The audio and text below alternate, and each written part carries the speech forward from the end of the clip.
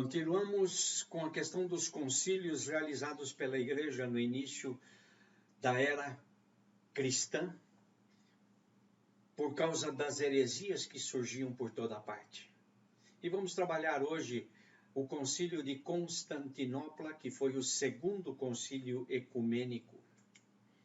O concílio de Constantinopla ocorreu em 381, onde a natureza de Cristo e o arianismo foram discutidos. Arianismo, adocionismo, nós conversamos sobre isso no concílio anterior.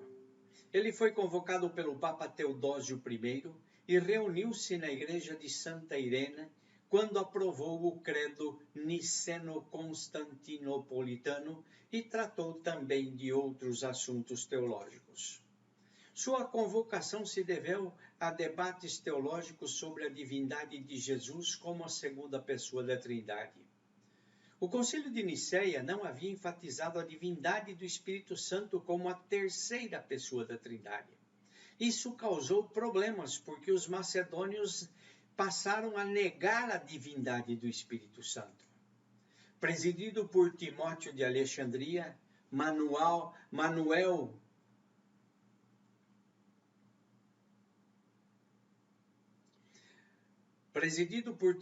de Alexandria, Manuel de Antioquia, Gregório Nazianceno e Nectário, arcebispo de Constantinopla, confirmaram o Concílio de Nicéia como exposição da fé ortodoxa.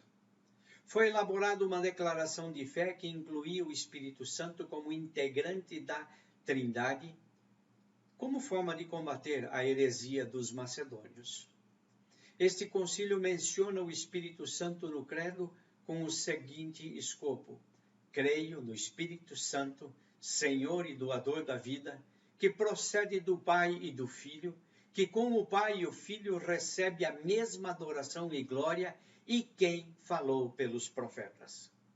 Isso estabeleceu que o Espírito Santo é do mesmo ser, da mesma essência, da mesma substância, no grego ousia, que Deus o Pai. Houve grande controvérsia trinitária na Igreja no século IV. A escolha de uma forma satisfatória foi a grande tarefa de Constantinopla. Todos os bispos do Oriente foram convidados. Estiveram presentes os representantes do Egito, Alexandria e mais um outro, e um do Ocidente, Tessalônica, impedindo a legitimidade de Gregório de Nazianceno como bispo de Constantinopla. Paulino foi avalizado por Roma e Alexandria e participou como bispo de Antioquia.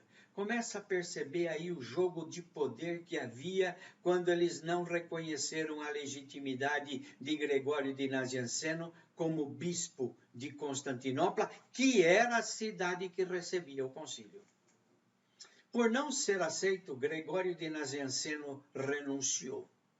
Os bispos macedônios que não aceitavam a divindade do Espírito se retiraram, fazendo uma versão mais conciliadora do credo.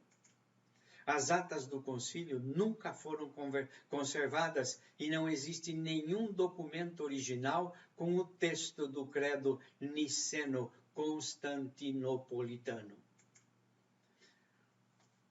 Sabe-se da menção do credo e que o mesmo afirma que é ilícito para qualquer um apresentar ou escrever ou compor uma fé diversa, no grego heteran, no sentido de contraditório e não de adicional, da estabelecida pelos santos padres reunidos com o Espírito Santo em Nicéia, ou seja, o credo de 325, que se sabe foi escrito depois da realização do concílio.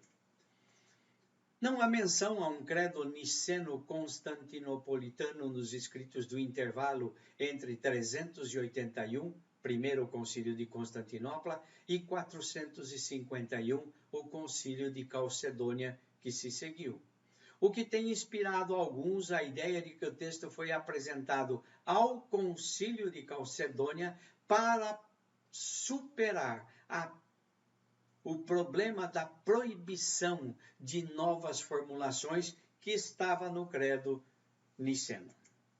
O concílio, com sua forma trinitária, uma ousia e três hipóstases, amainou a crise ariana do Oriente.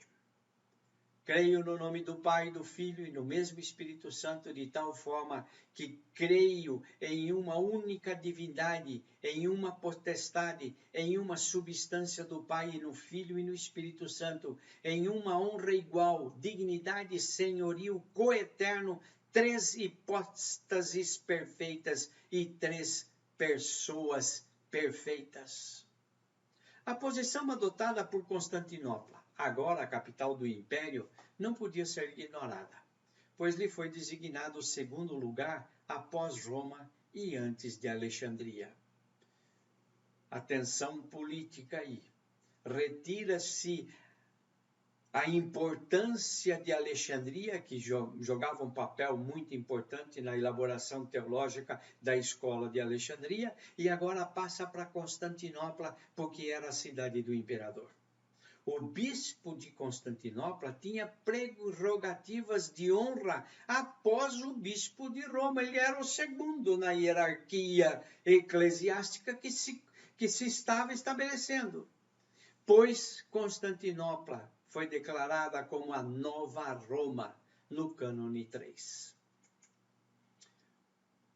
Homoiúcios.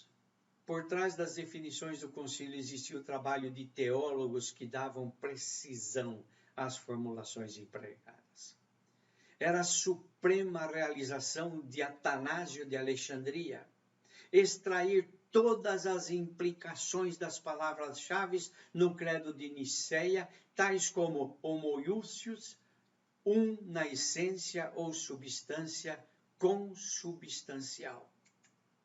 Para realizar seu trabalho havia 3 padres capadócios: Gregório de Nazianceno, conhecido como Gregório o Teólogo, Basílio o Grande, e Gregório de Nissa, irmão caçula de Basílio, que é o Basílio o Grande. Enquanto Atanásio enfatizava a unidade de Deus Pai e Filho, são um em essência, os capadócios enfatizavam a trindade divina, Pai, Filho e Espírito Santo, são 3 pessoas, hipóstases. Preservando um equilíbrio delicado entre a trindade e a unidade em Deus, eles deram significado total ao clássico sumário da doutrina trinitária: 3 pessoas em uma essência. Nunca, até então, a Igreja havia possuído 4 teólogos de tal envergadura em uma única geração. Pelo que se vê, a problemática das heresias era aguda e complexa. Os concílios, por mais que tentassem chegar a um consenso, enfrentavam muitos obstáculos para a definição de uma posição que fosse aceita por todos. O consenso, a unanimidade, era impossível. Estavam alçando a mão para tocá-la, mas não conseguiam. E os concílios ecumênicos, ainda que não tenham conseguido uma fórmula aceita por todos, fizeram um grande trabalho na formulação da cristologia e da doutrina da Trindade, que segue firme até os dias de hoje. Que Deus os abençoe.